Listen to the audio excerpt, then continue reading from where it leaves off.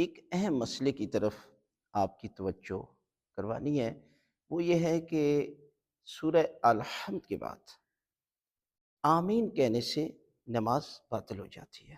بہت سارے لوگوں کو پتہ نہیں ہے، اور بچے اور بچیاں اسکول میں جاتے ہیں اور وہاں جو ہے وہ سورہ الحمد یاد کروائی جاتی ہے، اور اس کے ساتھ جو ہے وہ آمین بھی کہا جاتا ہے۔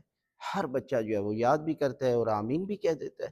اسی طرح جب وہ بڑا ہوتا ہے تو نماز پڑھتا ہے، تو نماز میں سورہ الحمد کے بعد عادی ہو چکا ہوتا ہے، تو جب سورہ الحمد ختم ہوتی ہے تو آمین کہہ دیتا ہے۔ اور اسی طرح جماعت کے ساتھ جب وہ نماز پڑھتے ہیں بڑے بھی، تو جب امام سورہ الحمد کو مکمل کرتا ہے تو بہت سارے لوگ آمین کہتے ہیں، آواز بھی آتی ہے۔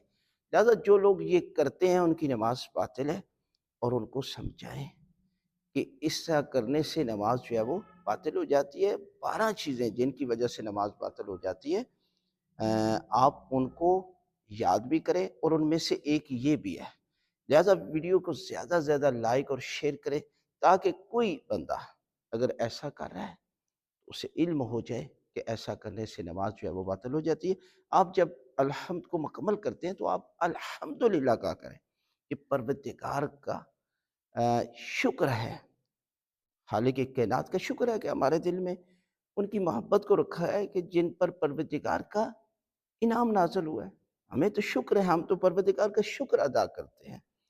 تو لہٰذا آپ اگر کوئی ایسا کر رہا ہے تو آپ اسے سمجھائیں کہ ایسا کرنے سے نماز باطل ہو جاتی ہے۔